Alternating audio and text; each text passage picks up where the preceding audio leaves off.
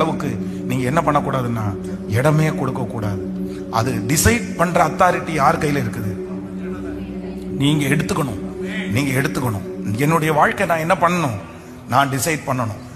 கடையில வந்து நம்ம சாப்பிட போய் உட்காரும் போது மெனு கார்டில் பாத்தீங்கன்னா 100 மெனு இருக்கும்.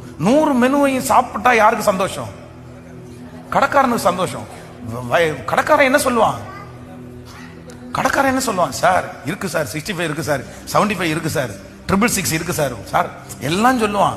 ஆனா நான் என்ன டிசைட் பண்ணணும்னா, அவன் சொல்றதுக்காக நான் எல்லாத்தையும் ஆர்டர் பண்ணிட முடியாது. நான் எவ்வளவு சாப்பிட்றேனோ அவ்வளவுக்கு தான் நான் ஆர்டர் பண்ணணும். எனக்கு எது பிடிக்குதோ அதுதான் நான் ஆர்டர் பண்ணணும். புரியுதில்ல? அதை யார் கையில விட்டு கொடுக்க கூடாது. ஏன்னா பணம் யாருடையது? என்னோடது. இன்னைக்கு நான் வெறும் இது உதாரணத்துக்கு சொல்றேன். நம்ம நிறைய பேர் என்ன பண்றோம் அப்படின்னு சொன்னா இதே மிஸ்டேக் தான் பண்றோம்.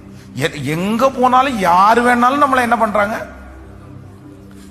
யார் வேணாலும் நம்ம ஆளுக செய்யறாங்க. நான் சொல்றேன், நம்ம தாழ்ந்து போறது தவறல்ல.